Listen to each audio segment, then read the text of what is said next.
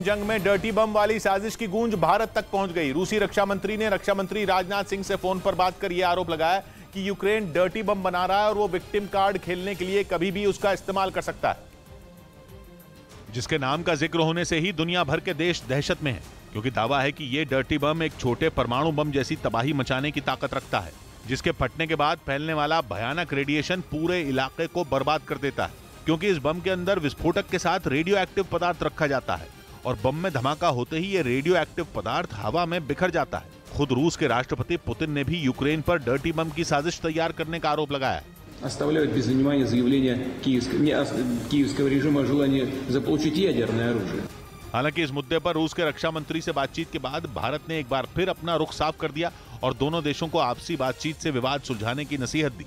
उधर नेटो ने रूस के आरोपों को दुनिया को गुमराह करने की कोशिश बता दिया, क्योंकि भारत से पहले रूस के रक्षा मंत्री इस मुद्दे पर अमेरिका और ब्रिटेन ये सभी मछली किसानों को बेबी फिश सप्लाई करके महीने का 2 लाख कमा रहे हैं।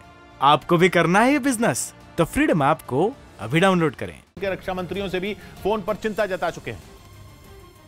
इसीलिए रूस के बदले तेवरों ने नेटो को हैरान कर दिया, क्योंकि ये वही पुतिन हैं जो पहले दिन से परमाणु हमले की धमकी देते आ रहे हैं। ऐसे में नेटो को आशंका है कि पुतिन अब यूक्रेन युद्ध को खत्म करने की कोशिश में है और वहां से निकलने से पहले यूक्रेन की जमीन पर जानबूझकर डर्टी बम फोड़ने की फिराक में है, ताकि उसका ठीकरा यूक्रेन पर फोड़ा जा सके।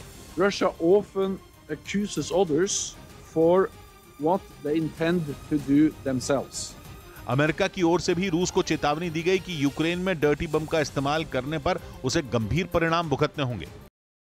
यूक्रेन की जंग में बहुत जल्द कुछ बड़ा हो सकता है। तबाही के सभी रिकॉर्ड टूट सकते हैं, क्योंकि पुतिन के खासम खास रमजान कादिरोव ने यूक्रेन की जंग को बहुत बड़ा जिहाद घोषित कर दिया है।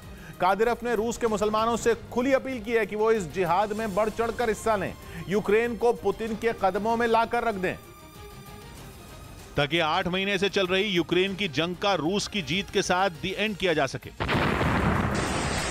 सामने आए वीडियो में रमजान कादिरोव यूक्रेन में रूस का झंडा गाड़ने के लिए इतने बेताब दिखे कि उन्होंने अल्लाह के नाम पर यूक्रेन में लाशें ही लाशें बिछाने की कसम ही खा ली।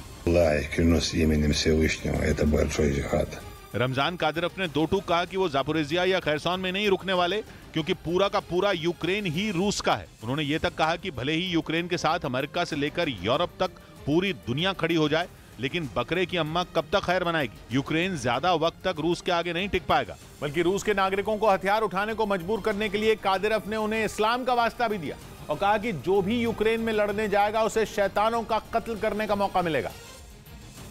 मतलब कादिरोव ने ज़ेलेंस्की और उनकी सेना को शैतान ही बता दिया। इतना ही नहीं, कादिरोव ने अपने वीडियो मैसेज में यूक्रेन के सैनिकों का वो खौफनाक हश्र करने की धमकी दी कि किसी की भी रूह कांप उठे।